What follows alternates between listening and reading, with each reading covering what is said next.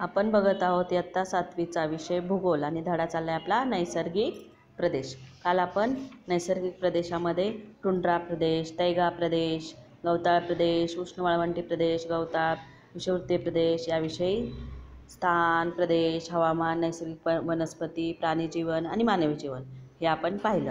आता आपण बघणार आहोत नैसर्गिक प्रदेशाचे स्थान व विस्तार निर्धारित होत असते। या प्रदेशाशिवाय स्थानिक परिस्थितीमुळे काही प्रदेश वेगवेगळे दिसून येतात। यात प्रामुख्याने मोसमी, भूमध्य व पश्चिम युरोपीय हवामानाच्या प्रदेशाचा समावेश होतो। पश्चिम युरोपीय व मोसमी हवे विशिष्ट वाऱ्याच्या प्रभावामुळे लक्षात येतात, तर भूमध्य सागरी प्रदेश हा तेथील पावसाळ्याच्या विशिष्ट कालावधीमुळे लक्षात येतात। येथे हिवाळ्यात पाऊस पडतो म्हणून तो इतर प्रदेशापेक्षा वेगळा दिसून येतो। आता आपल्याला या तक्त्यामध्ये दिसत आहे माहिती, मोसमी प्रदेश, भूमध्य सागरी प्रदेश आणि पश्चिम युरोपीय प्रदेश यांची आपण स्थान व प्रदेश, हवामान, नैसर्गिक वनस्पती, प्राणी जीवन आणि मानवी जीवन बघत आहोत। आता याचं स्थान काय मोसमी प्रदेशाचं? विषुववृत्ताच्या उत्तरेला व दक्षिणेला 10 अंश ते 30 अंश अक्षवृत्ताच्या दरम्यान। Bharat, Pakistan, Philippines, West Indies, उत्तर ऑस्ट्रेलिया, पूर्व आफ्रिका, मध्य अमेरिका इत्यादी मोसमी प्रदेश येतात। हवामान कसं असतं इथलं? तर उन्हाळ्यामध्ये तापमान 27 अंश सेल्सिअस ते 32 अंश सेल्सिअस, हिवाळ्यातील तापमान 15 अंश सेल्सिअस ते 24 अंश सेल्सिअस, पाऊस 250 ते 2500 मिलीमीटर होतो। नैऋत्य मोसमी वाऱ्यापासून ठराविक ऋतूत पाऊस पडतो। पावसाचे वितरण असमान व अनिश्चित असते। आता इथे वनस्पती कुठल्या आढळतात? तर मोसमी प्रदेशामध्ये पानझडी, निम सदाहरित वने, पावसाच्या वितरणानुसार वनस्पती प्रकार उदाहरणार्थ वड, पिंपळ, साग, सिसव, चंदन, खैर, सिकोना, बांबू, बांबूळ, काटेरी झाडे, झुडपे व गवत। आता प्राणी इथे वाघ, सिंह, बिबट्याच्या हत्ती, लांडगे, रानडुकरे, माकडे, साप, मोर, कोकीळ इत्यादी वन्यप्राणी व पक्षी, गाई, म्हशी, शेळ्या, घोडे हे प्राणी आढळतात। आता मानवी जीवन कसं असतं इथं? लहान लहान असंख्य खेडी आहेत। अन्न व पोशाखात बरीच विविधता आहे। लोकसंख्या प्रामुख्याने प्राथमिक व्यवसायात आढळते। शेती हा मोसमी प्रदेशातील मुख्य व्यवसाय आहे। आता आपण बघणार आहोत भूमध्य सागरी प्रदेश। आता भूमध्य सागरी प्रदेशाचे स्थान काय आहे? तर 30 अंश ते 40 अंश अक्षवृत्ताच्या दरम्यान दोन्ही गोलार्धात खंडाच्या पश्चिम भागात आढळतात। Portugal, Spain, Algeria, Turkey, California, सध्या चिली, नैऋत्य व आग्नेय ऑस्ट्रेलिया इत्यादी। हवामान कसे असते? तर कोरडे आणि उन्हाळे व हिवाळे पाऊस। उन्हाळ्यात 21 अंश सेल्सिअस ते 27 अंश सेल्सिअस तापमान आढळते।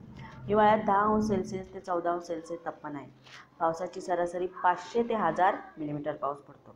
पाऊस हिवाळ्यात पडतो।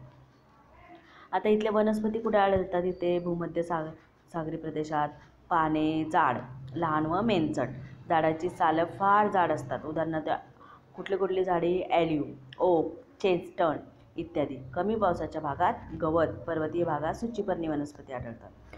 आता इथले प्राणी पशुपालनामुळे पाळीव प्राणी जास्त आहेत। उदाहरणार्थ शेळ्या, मेंढ्या, गाई, खेचरे, घोडे इत्यादी। आता इथलं मानवी जीवन कसं आहे? ग्रीक व रोमन संस्कृतीचा विकास। शेती हा मूळ व्यवसाय आहे। फळे व फुलांची शेती इथे केली जाते। गव्हाचे पदार्थ हे मुख्य अन्न आहे आणि रंगबेरंगी कपडे भूमध्य सागरी प्रदेशातील लोक वापरतात। आता आपण तिसरा मुद्दा बघणार आहोत पश्चिम युरोपीय प्रदेश। पश्चिम युरोपीय प्रदेश खंडाच्या पश्चिम भागात 45 अंश ते 65 उत्तर व दक्षिण अक्षवृत्ताच्या दरम्यान Norway, Denmark, Ireland, British Columbia, दक्षिण चिली, न्यूझीलंड इत्यादी। उन्हाळ्यातील तापमान सरासरी 20 अंश सेल्सिअस, हिवाळ्यातील तापमान सरासरी 5 अंश सेल्सिअस, पावसाचे सरासरी प्रमाण 500 ते मिलीमीटर 2500 मिलीमीटर असते।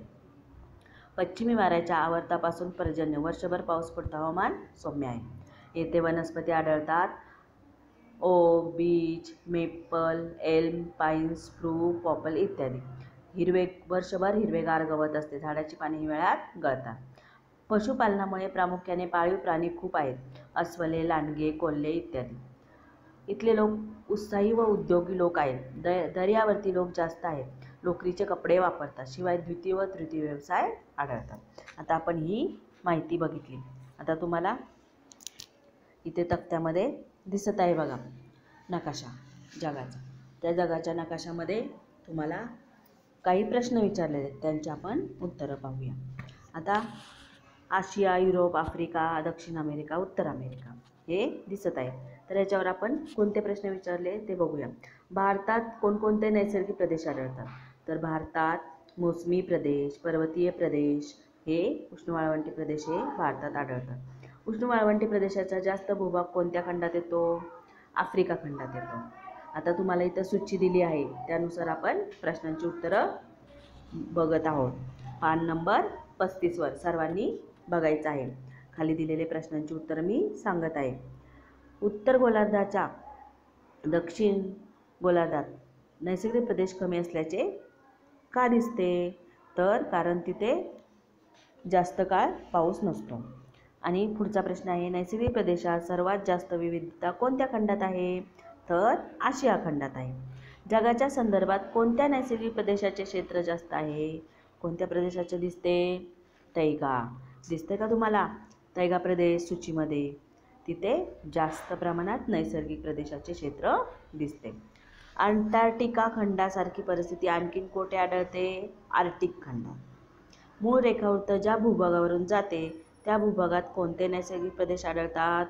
पश्चिम युरोपीय, विषुववृत्तीय प्रदेश, सदाहरित बर्फाच्छादित प्रदेश, पर्वतीय टुंड्रा प्रदेश, विषुववृत्तीय प्रदेश हे प्रदेश आढळतात. आता आज आपण हा धडा इथपर्यंतच पाहूया. उर्वरित पुढच्या लेक्चरमध्ये पाहूया. तुम्हाला दिलेली जी माहिती आहे तुम्ही लिहायची आहे, वाचायची सुद्धा आहे आणि नकाशामध्ये ही सर्व दिलेली माहिती भरायची आहे. थँक्यू.